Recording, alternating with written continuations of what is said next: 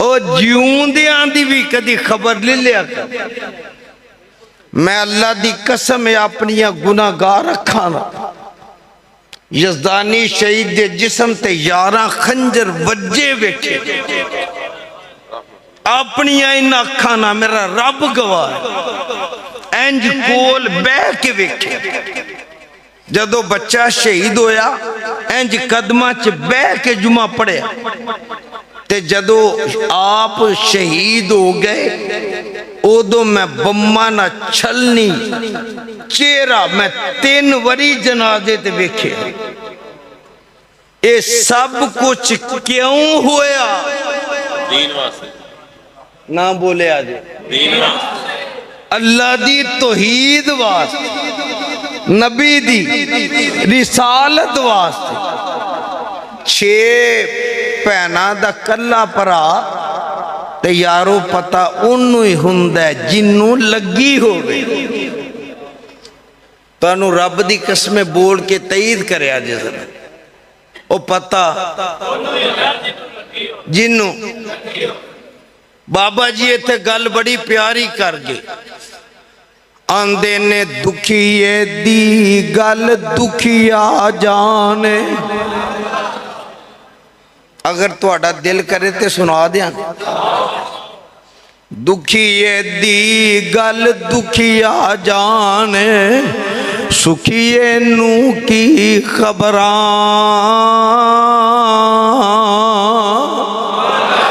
दुखिए दी गल दुखिया जाने सुखिए नू की खबरां।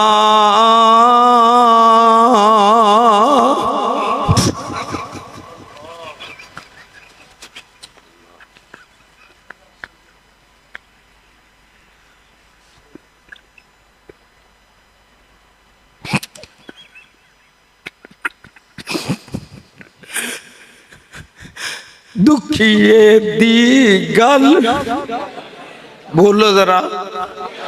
दुखिए दी गल दुखिया जाने सुखिए नू की खबरां। मापे जिन्ना दे मौत ने मारे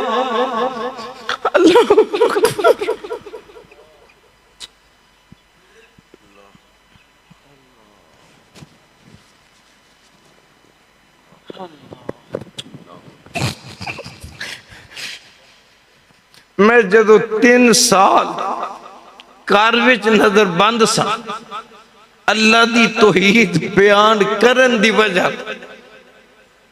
नबी दी हदीस बयान करन दी वजह उदों मेरे वालिद रोजे दी हालत अगवा करके शहीद कर दिता गया फांसी दे के। 1 महीने दे बाद डेड बॉडी लभी जमीन से जिथे दबाया ते गल मैनू वो याद आ गई। दुखिए दी गल दुखिया जाने सुखिए नू की खबरां।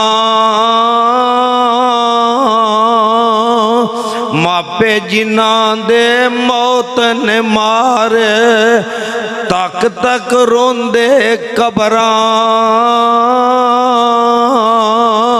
ते फरमांदे की ने बस करो ना रोवो अखियो बस करो ना रोवो अखियो कुछ ने जे मिलदा रोया। जिउंदे आंदे दुख मुकदे नाई पर मुक जांदे जे मोया।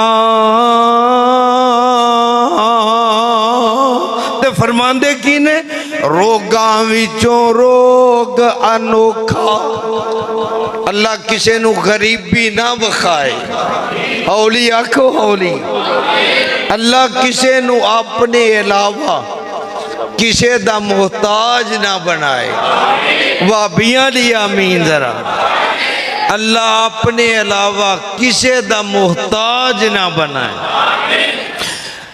ते रोगां विचों रोग अनोखा जिस दा नाम गरीबी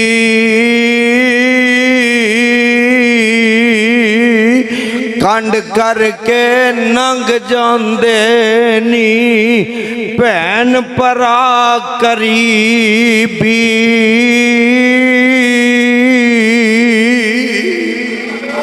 और यारो अजमैश आउंदी है अल्लाह दे बंदियां ते